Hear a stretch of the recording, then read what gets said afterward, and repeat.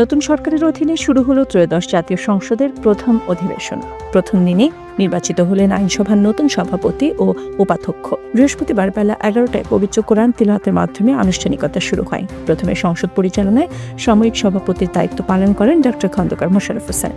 পরবর্তীতে আইনসভার সদস্যদের কণ্ঠ ভোটে নতুন সভাপতি হিসেবে নির্বাচিত হন অবসরপ্রাপ্ত সেনা কর্মকর্তা হাফিজউদ্দিন আহমেদ। পাশাপাশি উপাধ্যক্ষ হিসেবে দায়িত্ব পান ভূমি প্রতিমন্ত্রী ও আইনজীবী কায়সার কামাল। অধিবেশনের শুরুতে সাময়িক সভাপতির নাম প্রস্তাব করেন প্রধানমন্ত্রী তারেক রহমান। সরকারি ও বিরোধী দল উভয়ই এতে পূর্ণ সমর্থন জানায়। এরপর সংসদে বক্তব্য রাখার সময় প্রধানমন্ত্রী 1971 সাল থেকে শুরু করে সাম্প্রতিক সব গণতান্ত্রিক আন্দোলনে প্রদানকারী শহীদদের প্রতি গভীর শ্রদ্ধা নিবেদন করেন। নতুন সরকার গঠনের পর আইনসভার এই প্রথম অধিবেশন অত্যন্ত তাৎপর্যপূর্ণ।